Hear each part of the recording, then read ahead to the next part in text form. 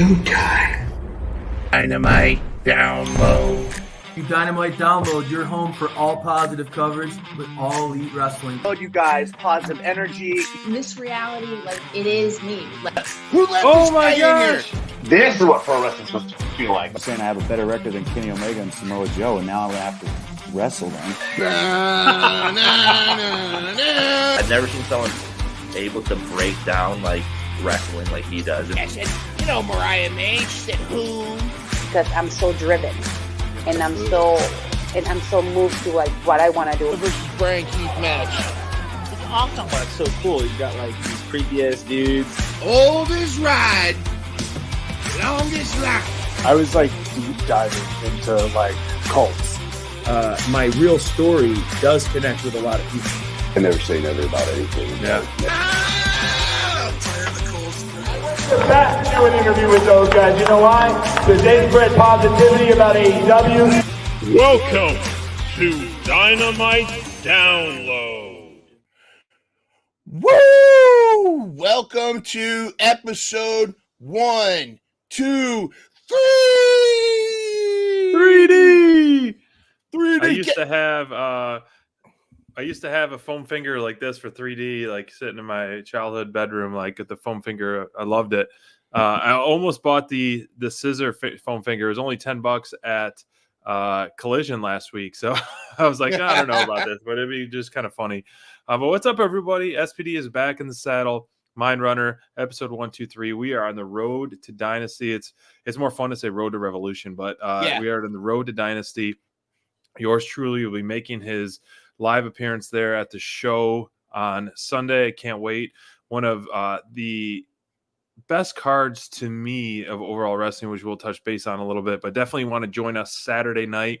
It will be at 10 p.m. following Collision, even though Rampage is going to be airing. We'll have it on the side. We can talk about some breaking news or any of the matches, but we're going to be still doing our preview show that we always do, that time slot, 10 p.m. right after Collision. But before we dive into last night's episode and things like that, do you have the most up-to-date standings? Yes, I do. do. And of course you do, and I know it's it's been Mind Runner Special 101 as of late. Well, let's take a look at the standings.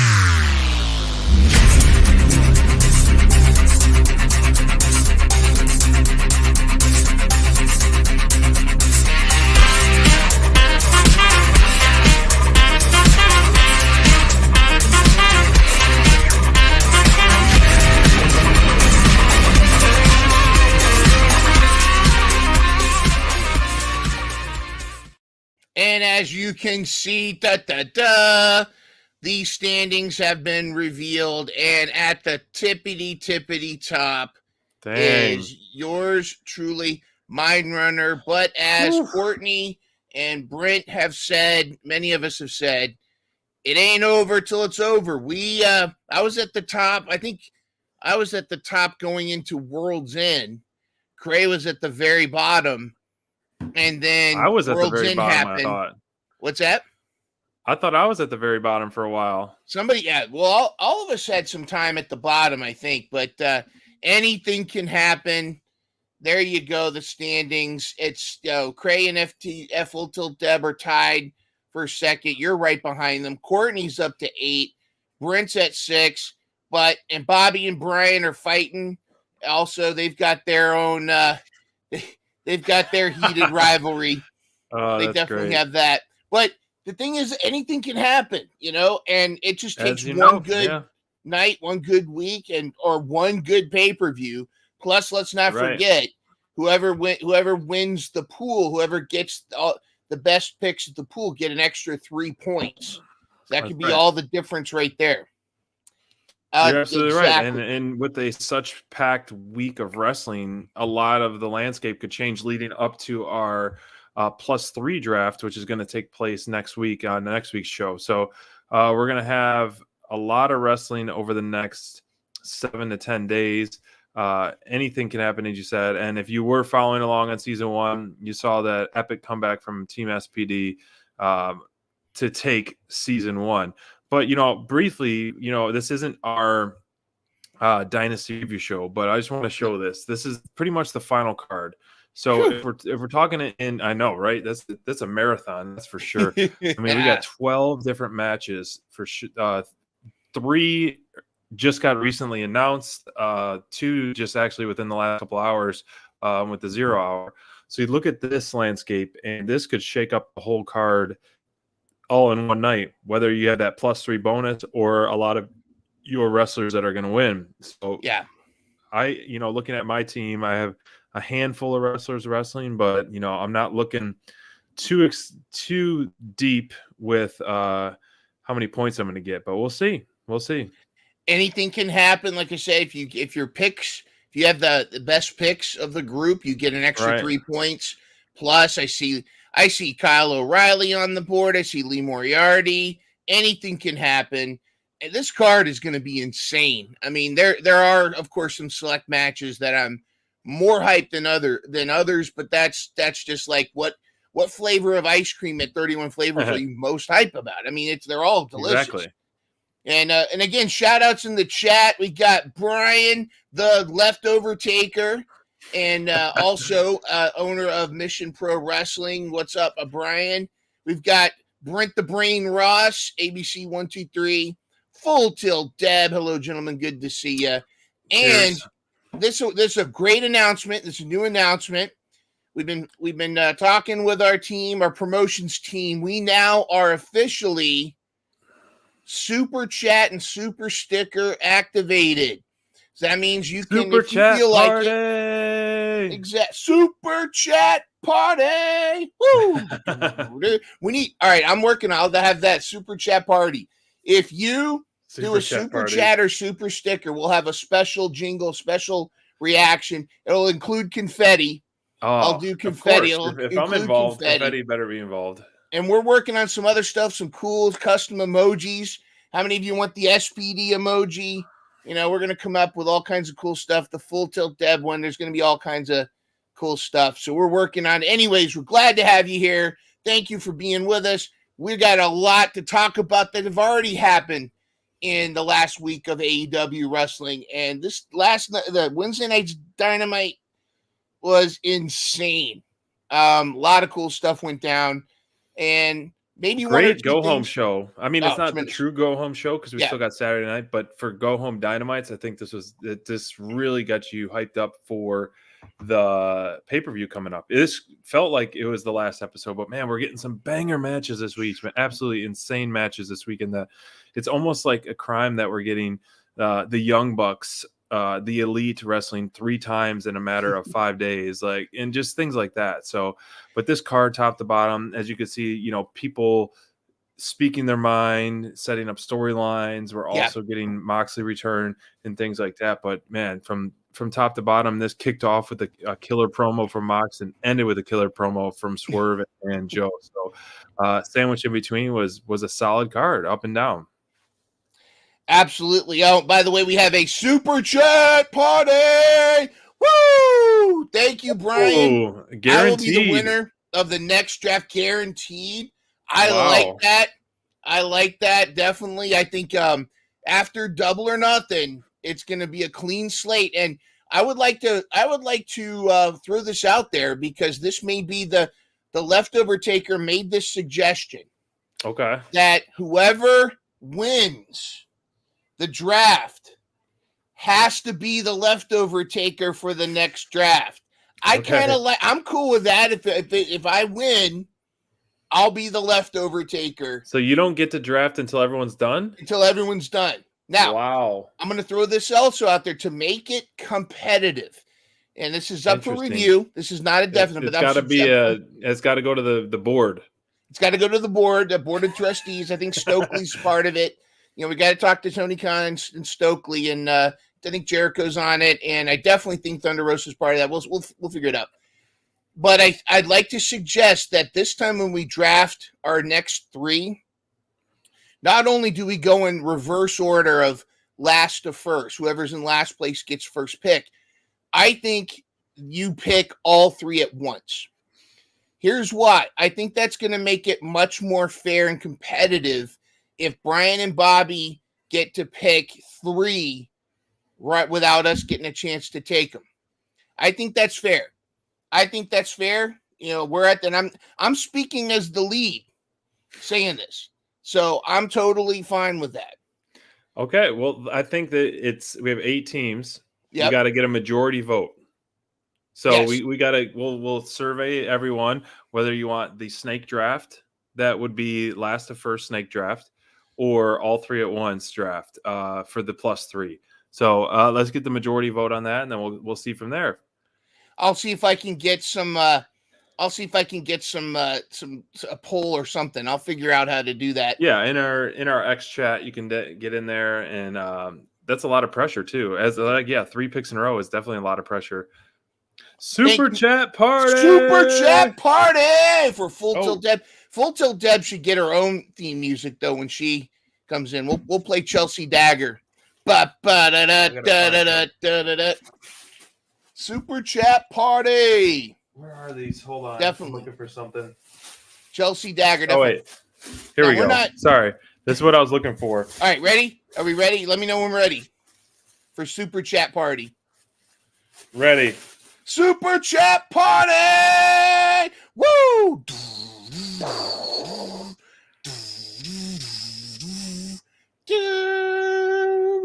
All right. Excellent. So I was able to get those brought in specialty from the misses for Dynasty. That's sweet, dude. I'm wearing my Young Bucks kicks because they're going to be the next champs, and then I'm going to be wearing my Dynamite Download shirt, not the SPD shirt to it. But that's a good transition. Let's talk about the EVPs.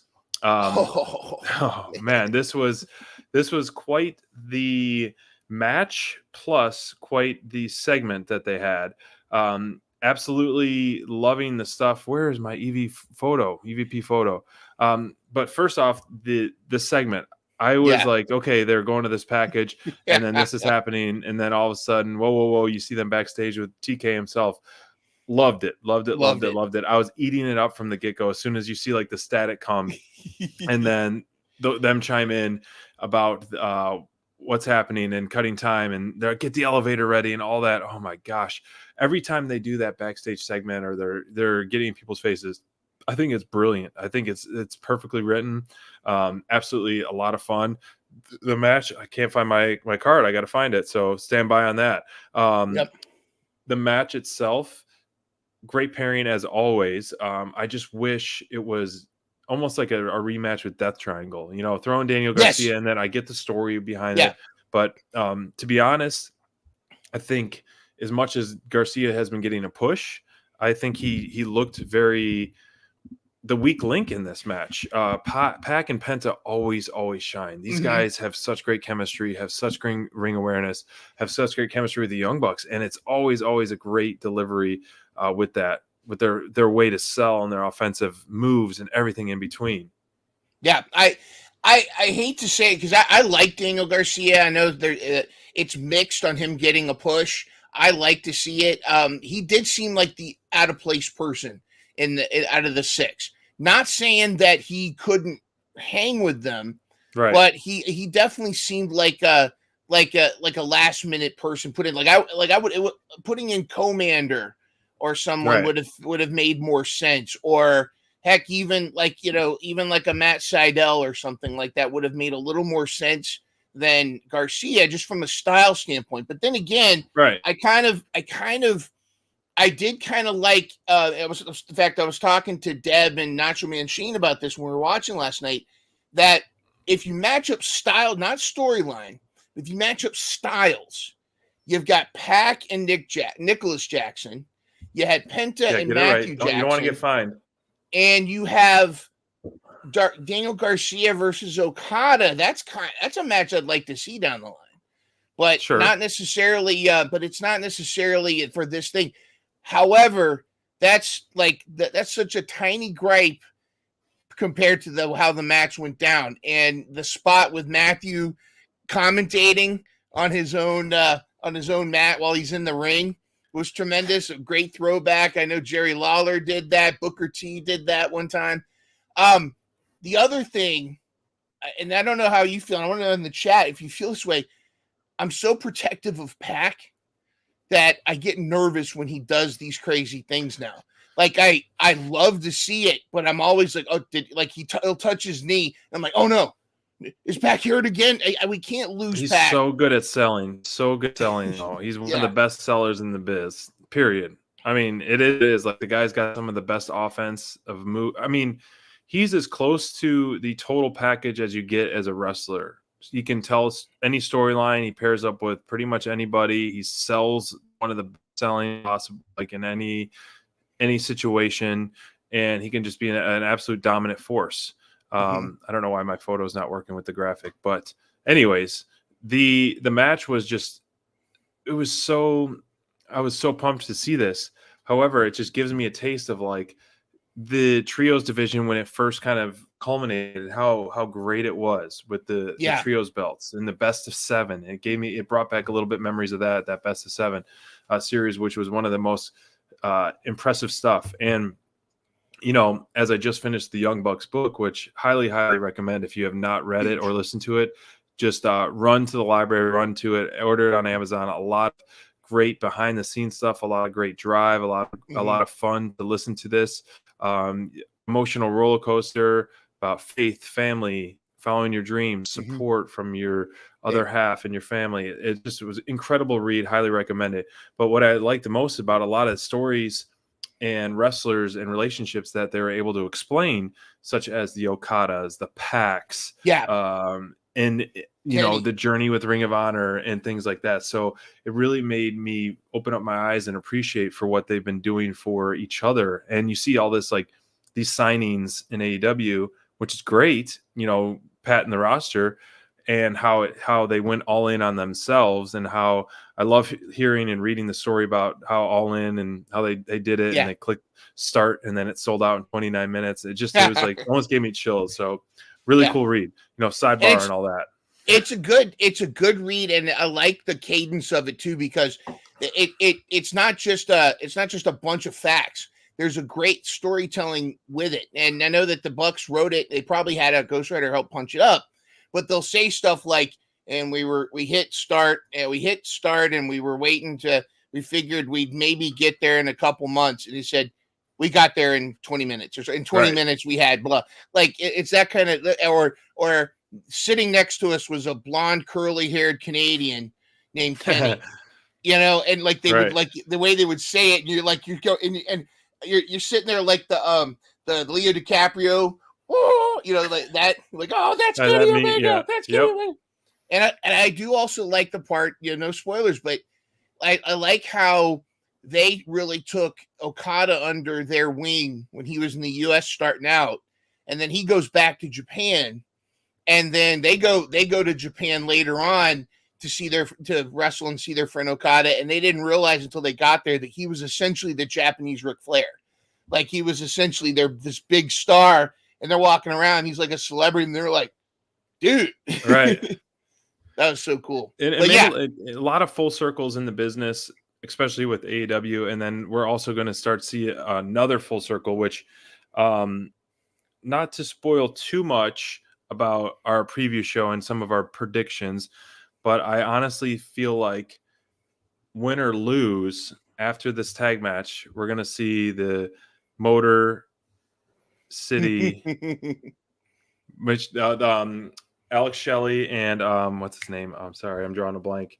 But so they're going to be showing up. They're going to be showing up at Dynasty, whether it be, you know, interfering with the match or interrupting their celebration. So that's definitely one of the bold takes there. Yeah. I think you get a double swerve. You get a Jack Perry interference to help them, and then when they're celebrating, then you get the Motor City Machine Guns coming back, because I know they had a little cameo. I think they did one match or maybe two matches in AEW, but there was officially going to be all in. Yeah. So absolutely. I think that's when we're going to see them is in Dynasty Sunday. I think it really would be great. Another surprise team added to really solidify the tag team division even more, because I think the tag team division is definitely on a resurgence right now. I agree. I love that they're putting the attention. They're putting the attention back in the tag team division, where for a while it seemed like it was lost. I feel like, and we'll get into this, I think, a little bit also on the Dynasty preview show. but it seems like there's a realigning. They've AEW's hired some folks. I'm terrible with names, but Miss Pumpernickel or something. Her name. She used to work at WWE. Now she's like friends with Mercedes Moné. She's really helping the women's division. I felt like even with just one match, the women's division got a lot of story out to last night. I feel like there was a lot of focus on the women's division, and the tag team division is really shaping up. They're really right. You can start to see everything kind of aligning and everything kind of putting together. And then with the Motor City Machine Guns coming in, that's going to be tremendous. Let us know in the chat. What do you think? What's your prediction there? Do you think Motor City Machine Guns are going to show up at Dynasty? Do you think Jack Perry's going to come out? Is he going to side with the Elite? Is he going to side with FTR? What's he going to do? What are your predictions? Let us know in the chat or the comments if you're not watching live. I would love to see that. I think that would be such a huge pop, and watching Motor City Machine Guns jump in the mix into the tag teams, it's going to be crazy. Yes, I want to see them go toe to toe with so many people. Top Flight. There you go. That's what I want to see. And the Raz is in the chat, and ladies and gentlemen, Super Chat Party! Woo! This is day one of that, so we're definitely going to be getting something on that. So thank you so much, BR. I want to wait. Hold on. You promised something. Oh, I did. Hang on. Do we have it? I'll wait for it. Let me get it going. An of SPD course, special. Super Chat Party! Woo! There we go. I'll have to get the music to go with it next time. But yes, there we go. Thank you, Raz. Love it, love it, love it. And of course, and here's a prediction from the brain. Yes.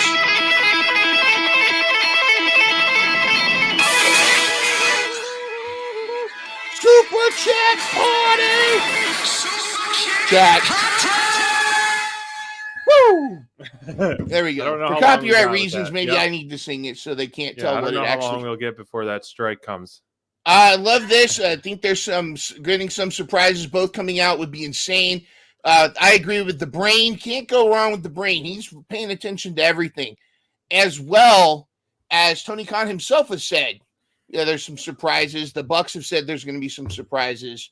Motor City Machine Guns. It's going to be awesome. It's going to be. That'll be some of my hot take coming up a little bit later in the show, a Dynasty hot take. But, we're focusing on the tag division. And so the only tag match of the night happened to be the mixed tag match. And so, leading up to this, we were really stoked about this. We were stoked about this match. A lot to happen. So I don't know if they threw a little curveball the way it was thrown because there may be some meat on the bones to a Julia Hart injury or not.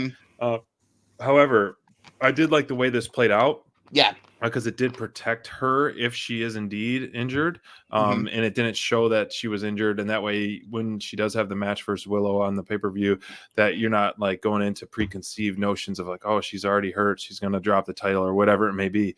However, Brody King looked, as he always does, like an absolute scary beast. He was, Edge took some pretty big bumps. And as Mind Runner, you called it, you wanted Willow to start barking back, and she certainly did. And she went toe-to-toe with Brody, and it was a lot of fun to see them. I think that one's definitely one of the highlights of the matches was Willow and Brody King going toe-to-toe, and Willow kind of bringing some of her movesets to Brody before she got cheap shotted by Julia Hart. But that was a lot of fun. I am open for sure when Willow gets a title in that they do the TNT TBS mixed tag team match versus someone as well. So I think that would be a lot of fun. But this one definitely, I hoped for more of a true traditional match, but the way they swerved if needed or necessary, I think they did it very well. Like if you didn't know that that Julia may have been injured. Yeah, if there was no social media marks spoiling stuff. Yeah, but if you didn't know, you wouldn't have known from this. Like it actually, the focus was more on is Willow injured, even though she's not. True. I thought that was really cool how they made that was a great way to kind of let Julia take a breather, but still be very much a part of the match. I thought that was I thought that was very well done, very smart to keep them Agreed. both kind of not on ice. But if you notice, Julia really didn't do much, but she was her presence was felt. Her presence was big, was well known. She was definitely a part of it. So I think that was a great way to set that whole thing up. And yeah, we're going to talk about our predictions later on, but I think that sets up it sets up the match for Dynasty. It really sets up a lot, sets up the Edge and his battle with with his team. What do you call him? The rated R chickens. The rated R chicken bums. The rated R chicken bums are going to take on the House of Black. I think he's the king of bums, so it could be the rated R chicken bums. I'm all for it. I got, considering Julia's injury, I got everything I expected out of this match. I thought it was great. I love the barking. I love the Willow taking on Brody. I mean, that people want to book that. They want to have Brody versus Willow, and I'm not mad at that. But the rated R chicken bums are going to be fighting Top Flight and Action Andretti on Collision. I don't know if you saw that. It just got recently announced, so that's going to be some pretty cool. Another one of those back-to-back nights for a trios team, the Elite and the Rated R Chicken Bums back-to-back nights. I gotta mention this because there's no one. I mean, it's tough to top Moxley on the mic. The guy just puts out passionate promo after passionate promo. Is such a brand guy and a wrestling guy, and not for like one of those sellouts, like someone who's just a yes man. This guy, it's genuine. It's one of those definitely genuine promos. And for him to be back and to cut this promo, you have your leader back. Not that he was gone per se that much or whatever, him doing this and winning the IWGP World Heavyweight Champion is fantastic, but it's not one of those where it's out of sight, out of mind. But to have him back, just to do something like this, and then he's going to have a banger match next week with Hobbs, which is a full circle. I love another win for social media to bring us full circle with Hobbs and Moxley and the commentator team to do that. The journey that Hobbs has had since the last time Moxley and him were together to now, it's been incredible to watch. The guy has grown so much, and he is truly this main event powerhouse Hobbs. I mean, he's living up to his name, and it's been a lot of fun to watch. However, back to Moxley, this guy, man, everything he speaks, he can captivate an audience. He will captivate a crowd no matter when he's on the mic. You've never seen someone in AEW, at least, turn on Mox on the mic or anything like that. Anytime he holds the mic, it's like everyone's on.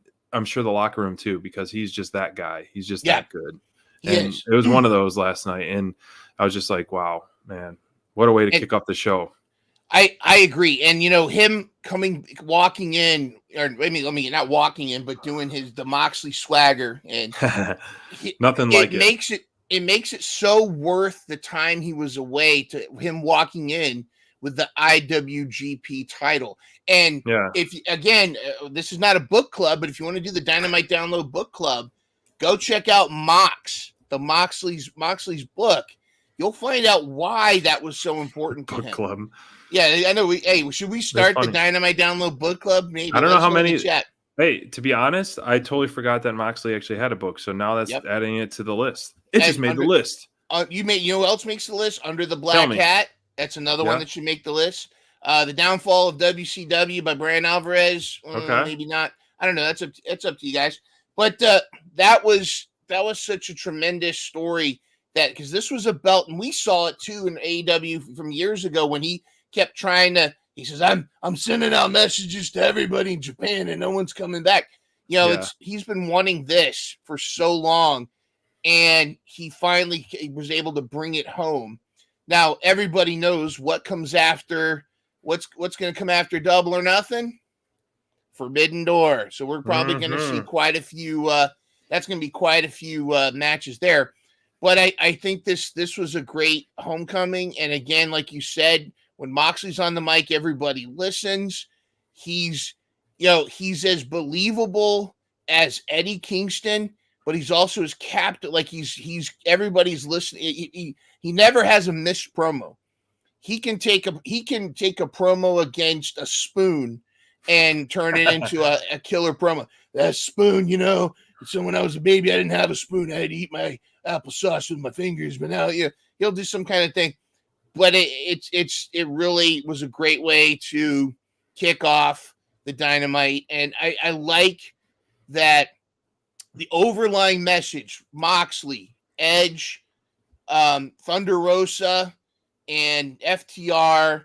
And I know everybody, and I see the Brain makes a good point. He wished he had this instead of Edge, but I think it's important he comes in with the Edge at WGP. But I think that I love the underlying, hey, this is where AEW, this is where the best wrestle. And this thing of moving forward, we're all that garbage from before, we're moving forward. This is where the best wrestle. And if you doubt that, you need to go back and watch that Ospreay versus Claudio match and then see if you don't think the best wrestle here.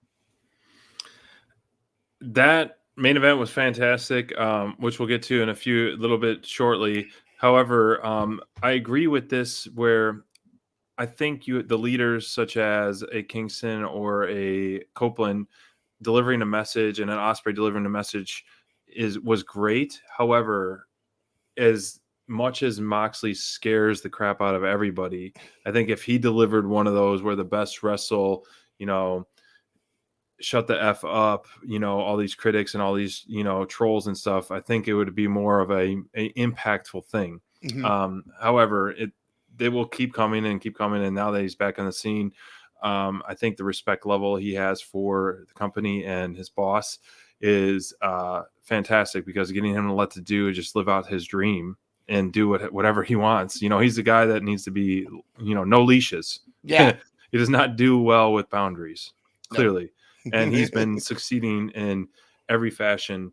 And it's fun to see him and his family together succeed. So that's been a lot of fun on that. I have to turn up the AC. It's a little hot. So I think it's time for a hot take right now. That we're recruiting. Is it really getting hot in here? It is. I was wondering. To cool down for a cold one and see if it might be a hot take time.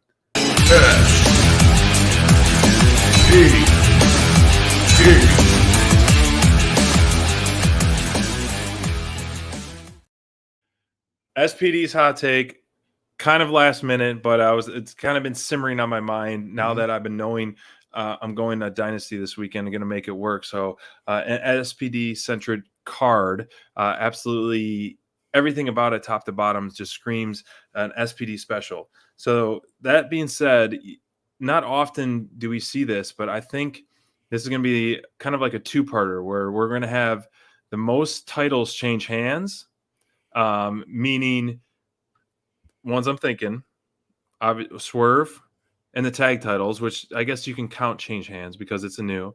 And then this is going to be a complete overhaul of the two women's division. Both women's titles are going to change hands. So you have 4 title changes, which to me, in my recollection, there has not been that has not ever happened on a pay-per-view or an episode of Dynamite or anything like that. I cannot recall, correct me if I'm wrong, that many titles changing hands on one card. And I know that's bold, and I know that seems like a lot. However, the way that they've been building all these storylines, it can make sense, and it makes sense for the greater good of what's to come in AEW. However, I could see Julia Hart retain if her injury is not that severe. If she was not injured, I could see Julia playing it till Double or Nothing and then having Mercedes Moné dethroning her.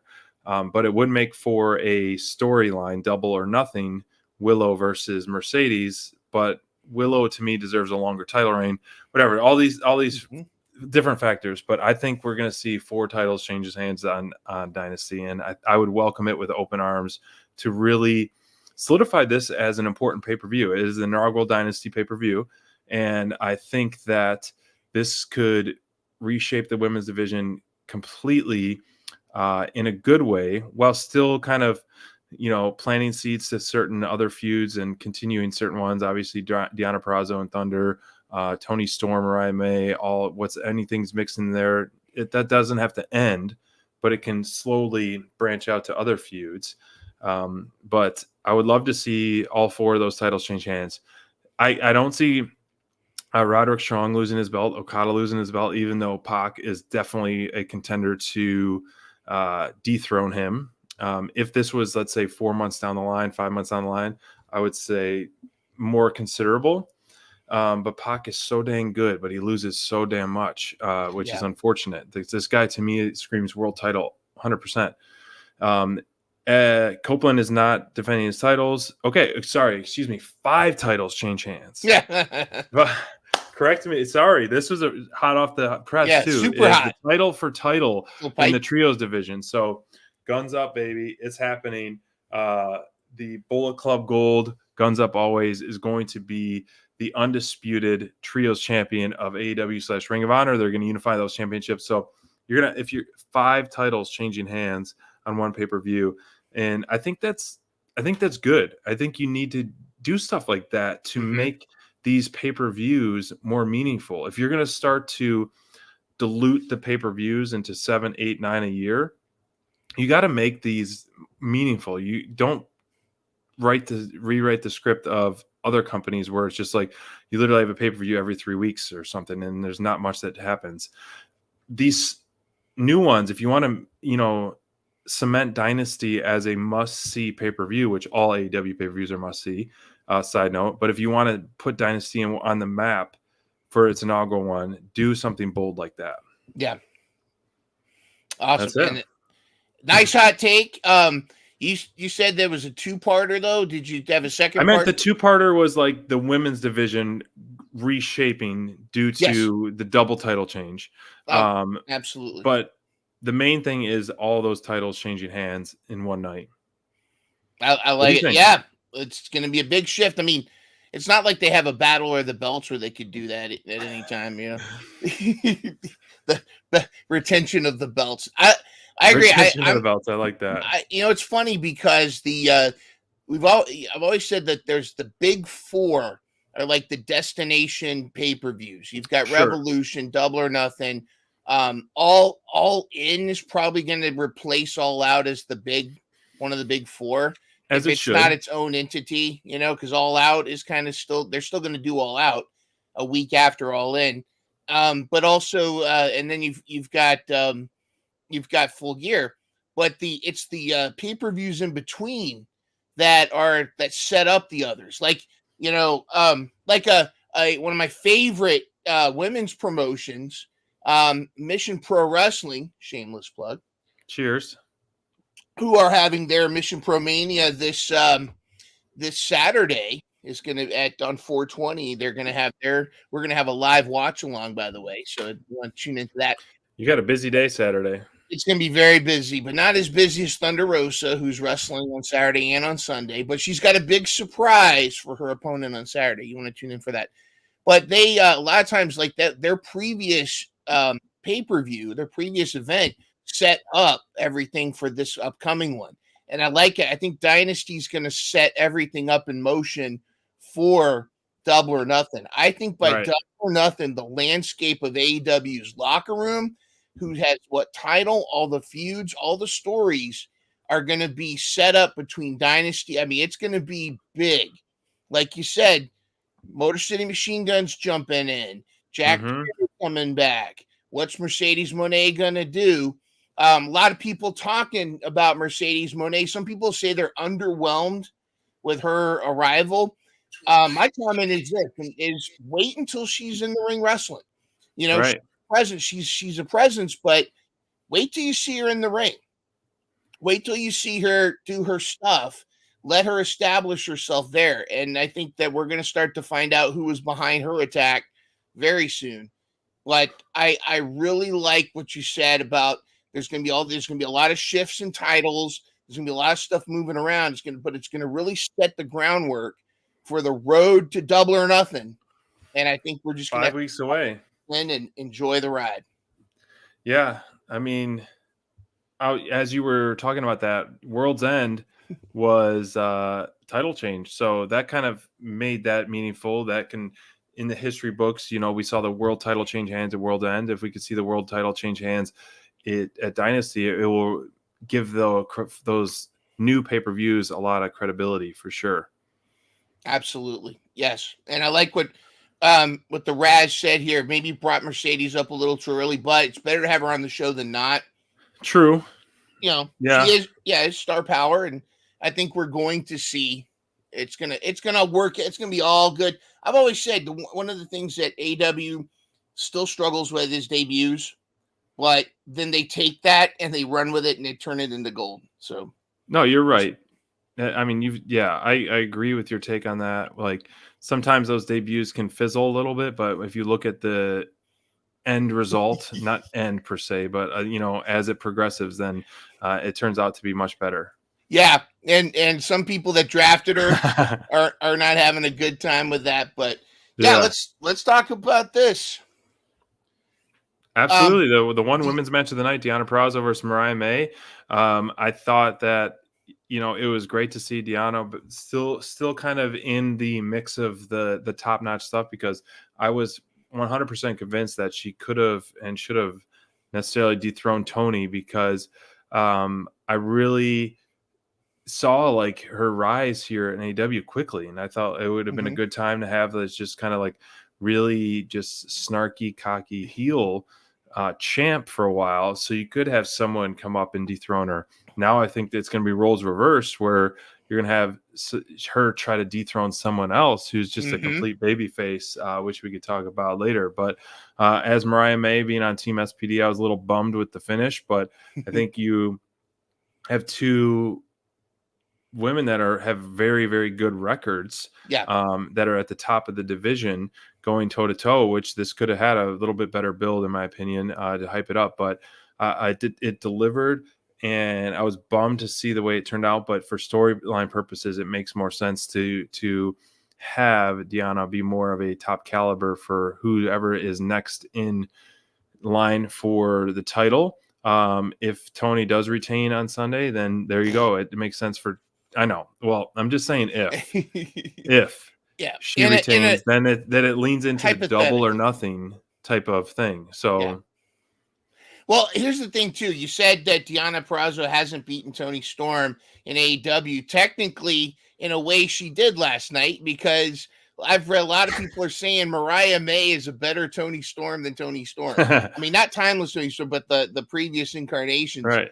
I enjoyed the heck out of this. I think both ladies are such a huge get for the women's division in AEW, not discounting the talent that was already there. Right. But Deonna Purrazzo, I mean, I want to see Deonna Purrazzo versus La Mera Mera at it continue to be a feud. I do like where that's going. I mean, we're definitely going to talk about the aftermath in a little bit.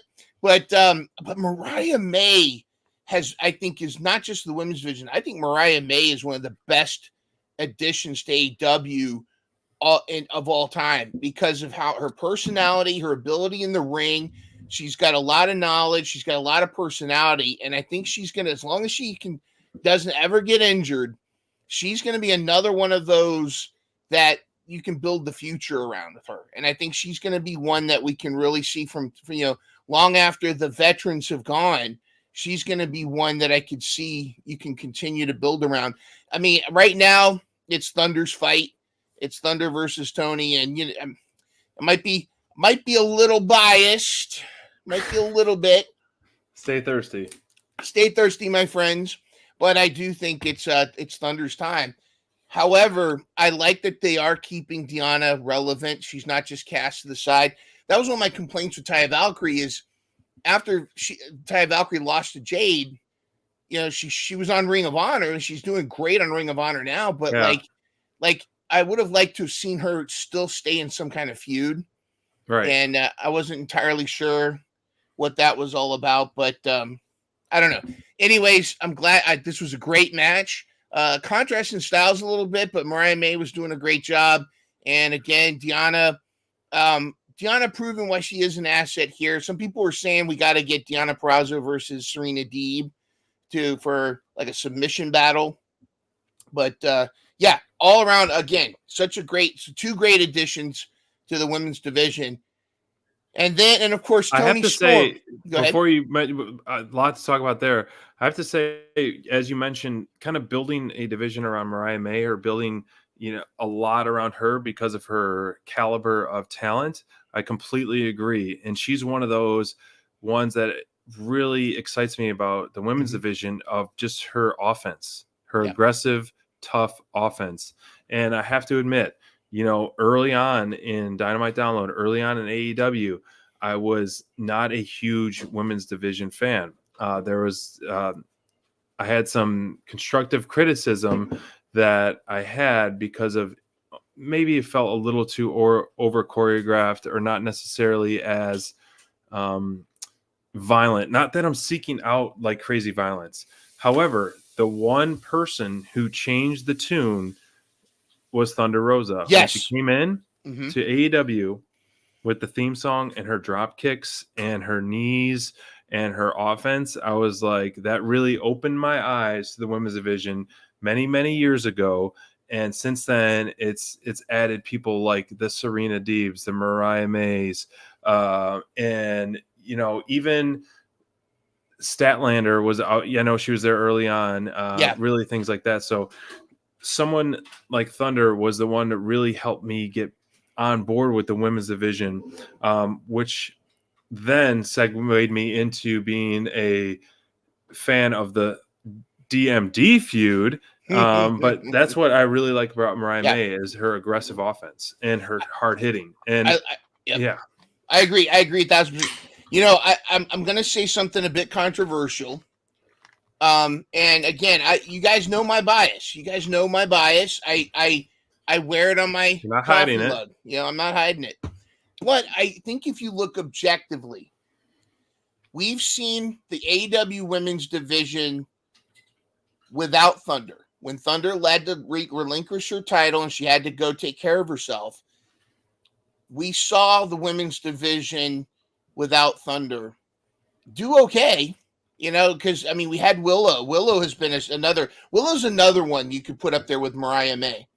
However, now we're seeing Thunder back in the locker room without the DMD. Right. I have no idea what the backstage was. I have no idea. All Access how much of that was kayfabe, whatever. I don't care. Great show, by the way. But I think we're with Thunder Rosa back in the locker room. You've got Deonna Purrazzo, you've got Mariah May, and I know Deonna Purrazzo and Thunder Rosa, kayfabe, they hate each other. I don't think it's real. Yeah, I don't think they really do. But and again, I'm a Brit fan and a Thunder fan, but I think you're actually going to see a tremendous rise in the women's division as a whole as we go into Double or Nothing, with Thunder back in the locker room, with the likes of Mariah May, with the likes of Willow, Deonna Purrazzo. I think we're gonna see such an improvement, and I really feel like that's what we're going to see, and I think that we're already starting to see the fruits of that. Of course, there's also, I got to look up her name. Tell me in the chat her name, the lady that they hired, Pumpernickel, Periwinkle, something. Anyway, she's involved and doing great. And I think that's tremendous. And Tony Storm, timeless Tony Storm, has been such a breakout phenomenon and such a great star and such a great foil for Thunder Rosa to defeat this Sunday. And also condolences to Luther for taking a brutal hit from Thunder on her way. She knocked Luther. Luther changed his voice again after getting hit by Thunder. That was brutal. And his underwear, I'm sure. He probably had to change his underwear too, but just do not get in the way.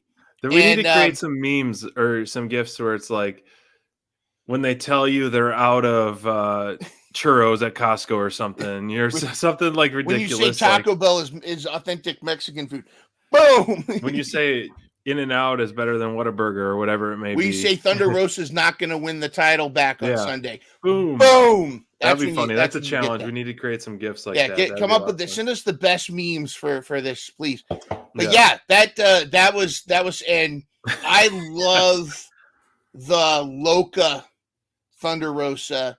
It's just like the Cypress Hill. Who you trying to get crazy with? Essay? Loco? Don't you know I'm Loca? Yeah. You know, I mean, that is right there. That image right there. That says that in her promo from before, though, that has got me so hyped for this match. I think people that weren't hyped for this match should definitely be hyped now at this point. Being there live for the promo and Collision was one of the best promos she ever cut for sure, and from the heart and absolute just like, oh snap, it's about to get real. Yeah. And then this payback moment here, I just kept thinking of like when Santana at the one brawl when he had like Dax all bloody. Look at you now, boy. Yes, that's what I kept thinking like for some reason, but just incredible payback. And it's one of those when a feud is so good you don't want it to end.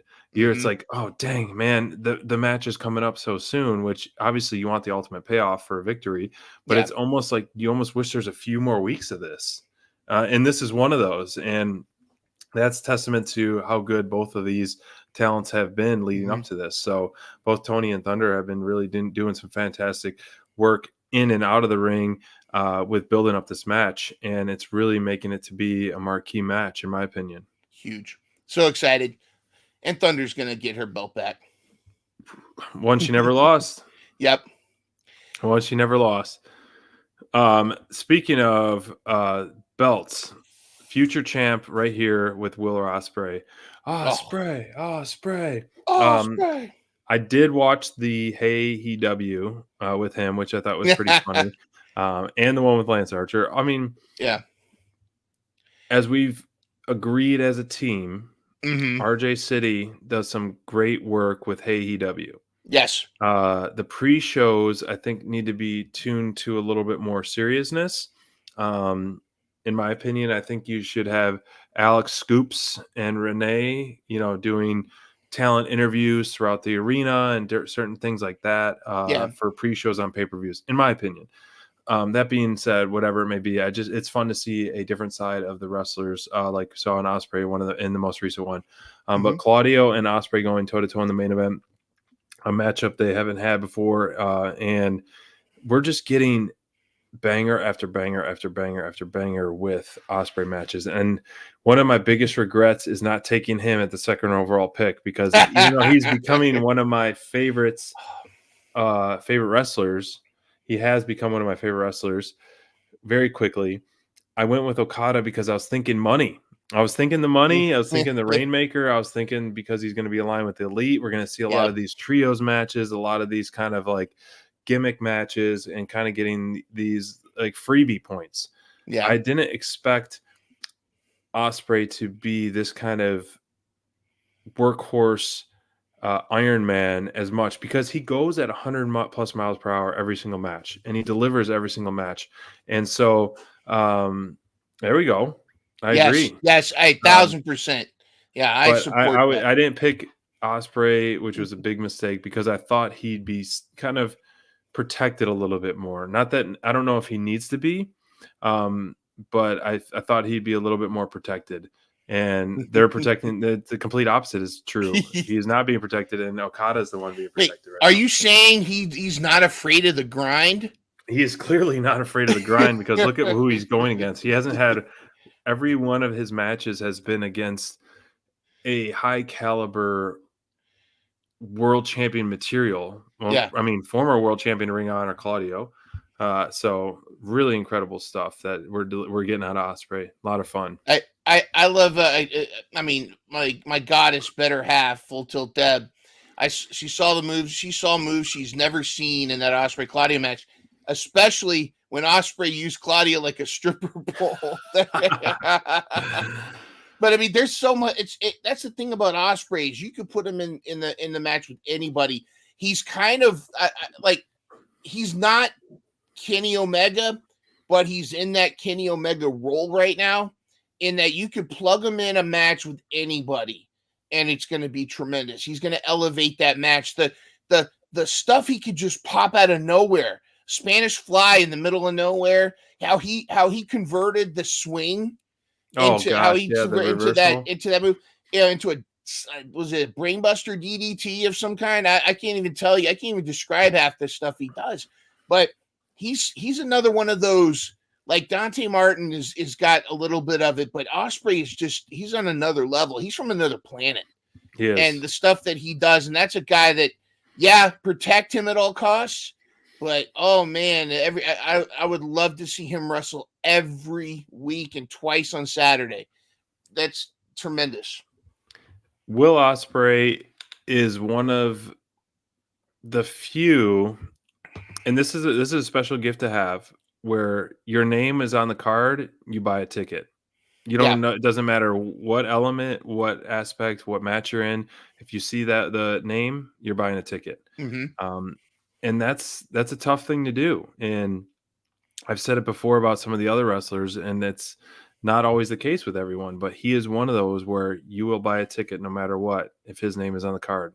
And that is why I have to go to Dynasty, because I'm going to go see one of my favorites of all time, Danielson, versus one of my new favorites, Ospreay, live and in person. And who knows if that will ever happen again. And just that, to me, is worth your price of admission. Just Ospreay versus the Wall. Ospreay versus, I want to say, it was a Yokiomo, I think, is the wrestler from Japan that's made the doll. He had a tremendous match with her. So he could wrestle the Invisible Man and make it a compelling match. I'm excited. Will Ospreay could make me look like a legit wrestler, and I just stand there and he'll just, and then, but it's tremendous. I thought this match, the only problem with this match, and I guess it depends on your take on Danielson, but the only problem I feel with this match is it actually raised the bar for Danielson and Ospreay, because this was so good. That's a good point. What Danielson and Ospreay have got to go over. Danielson's got his work cut out for him to match the intensity of this match. I thought this was so good. What's going to happen? They got to really step it up for Dynasty. So we'll see. They've done a good job. A really good job with this build. I know they haven't had a lot of face-to-faces, but they've traded promos off and on in different shows. However, it's another one of those where I almost wish that they traded singles matches. Like, okay, on Wednesday, Ospreay's fighting this person, and then Danielson, boom, on Collision, he's fighting this person. And so it's like, oh, you can do this, I can do this better. No way, I'll do this better, then I'll do this better. So it's almost like they're having like these one-up matches every single week, and then all of a sudden they lead up to it. So we're seeing Danielson in a tag match, another one of those. It's like, I get it. Like, he's been doing really good in tag matches, and it helps protect him as well, and protects wrestlers, which I completely support. However, it would have been fun to be like, I know they did that with the Shibata kind of measuring stick, but they kept having singles matches almost with similar people or the same people. I would have supported the same people again, where it's just like, oh, who can do it better? And then, I beat him in 5 minutes. I beat him in 3 minutes. Exactly. That kind of thing. It's just kind of bragging rights like that. That would have been a lot of fun. And Ospreay, we know that eventually he's going to have his Wembley moment. I hope his moment, and I don't care who wins at this match, I hope Ospreay's moment is against my number one favorite wrestler. I can say this now with don't even no say doubt. Orange Cassidy. It's not Orange Cassidy. It's Orange. It's Daniel Garcia. No, I'm just kidding. My favorite wrestler in AEW right now, aside from Willow, this guy. Whose house? Swerve's house. Whoop, whoop. Swerve when I drive. I swerve when I drive. Oh, sorry. Swerve when I drive. I So swerve. actually, this will be the first time I've been able to swerve in person. Yes. Which will be in Dynasty. Hopefully we'll get you on camera. We'll be looking for you swerving. Another price of admission right there. Worth the price of admission. Can you imagine Swerve versus Ospreay at Wembley? I mean, we've been predicting it. So, as we talked about a few weeks ago, we're going to we won't overload the show with that next week, but in 2 weeks we're going to do our all-in prediction card. Remember how we were going to say that after Dynasty? Yep. So a lot's happening in the DD realm right now. So Saturday night, 10 p.m. live during Rampage, since they're doing a 3-hour run. We're going to be doing our preview show for Dynasty. Prediction / preview show, live 10 p.m. here. Post your bingo cards. Come on the show, chat with us about it. We're going to be doing that live Saturday night. Next week, Thursday, Dynamite Download episode 124. We're going to be talking all things Dynasty, Dynamite, as well as adding 3 more people to our draft season 2 roster. Following week, all in prediction cards plus Dynamite Download episode 125. So lots cooking in the cooker. And you and I have a lot of sidebar chats. That's a good point. Who are your top 3 favorite talents in AEW overall? Right overall. Not gender specific. Overall. I gotta say Thunder, of course, but Swerve's my number 1 at this point. Will Ospreay number 2. Yeah, easily a fight, and then it's a battle between Willow and Thunder. Mariah May is up there. These are current wrestlers. Moxley. I'll take Claudio and Moxley over Danielson. Danielson's not as high on my list. You're only probably saying that because of Deb. No, I don't dislike the guy. In fact, I actually think the guy, the non-wrestler, behind the scenes, is a tremendous leader. He's a great guy, good Big heart, wonderful dude. Yes. I'm just not as like his style of wrestling. I'm not as into as like an Ospreay or in Swerve. But I would say off the top of my head, Swerve, Ospreay, Willow, Thunder, Mariah May, Moxley. I said top 3, not top 3. Well, they're all kind of in that 3. I can't. Rotate. It's tough. It's I know. Well, you ask me that's tomorrow, I'll give you a different 3. I mean, that's how bad it is. That's Ray how bad Phoenix has always been one of my top 1 or 2. Ray Phoenix, and unfortunately, he's not in the mix of things at the moment. So he's obviously not my top 3. But right now, I mean, I'm with you on the Ospreay and Swerve train, 100%. Just what they've been doing has been really, really top-notch stuff. Yeah. And to me, right now, the elite are cooking, or the Young Bucks. The Young Bucks are cooking, man. Shoot, Young Bucks. I have to say that, right? Just at the moment. If we're talking women's division, I think the resurgence of Thunder, I think the uniqueness of Tony, and the aura of Julia are all 3 really good things going on right now. If I had to just pick 3. We could do a whole show around that because it's and I'll sit there, I can make a case for Willow. Brent just said Thunder Rosa, Bryan Danielson, Chris Statlander. I can go with that. Is she's teetering right now, and it's been very interesting. So if you're not just taking it for a surface level thing, you're looking at the clues. You're wondering, is it her that attacked Mercedes? Is it her that attacked Willow?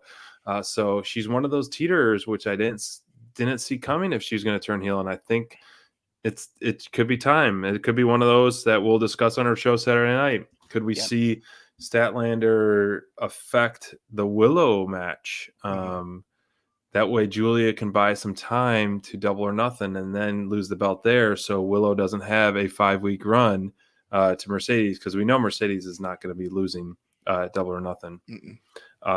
But that's for Saturday. That's just we got to join us for that.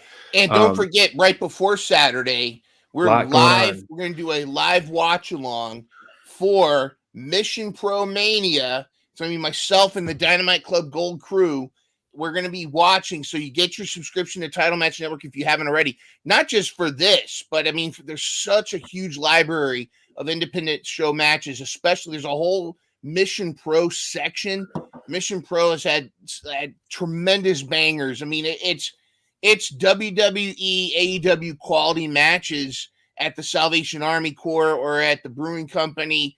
It's tremendous matches, but this is the biggest Mission Pro card event of all time. There's some tremendous action going on, but one of the biggest matches everyone's talking about, Thunder Rosa's returning to Mission Pro to take on Lady Bird. However, I have it on authority. I've said this on their live show that I have it on highest authority that Thunder Rosa's got a big, huge surprise.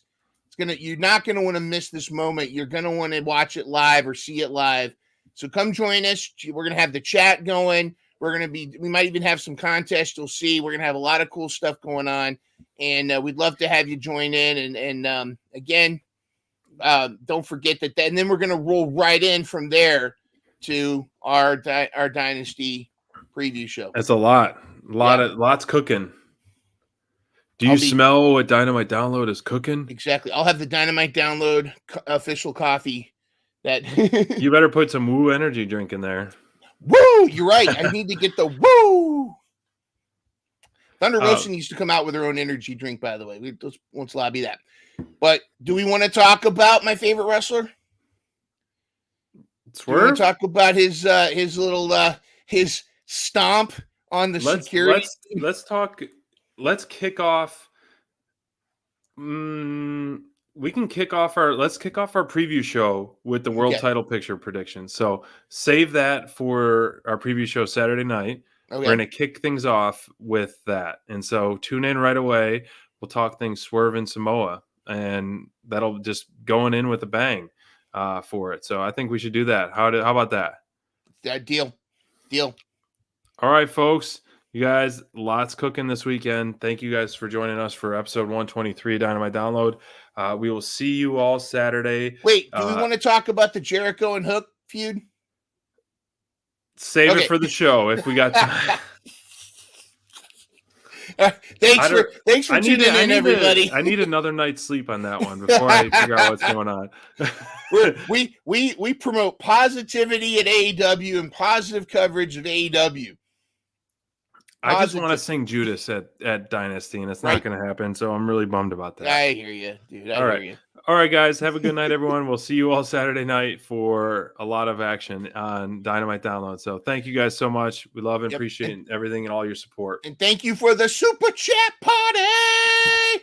Woo! Dur, dur, dur, dur, dur, dur, dur. Woo!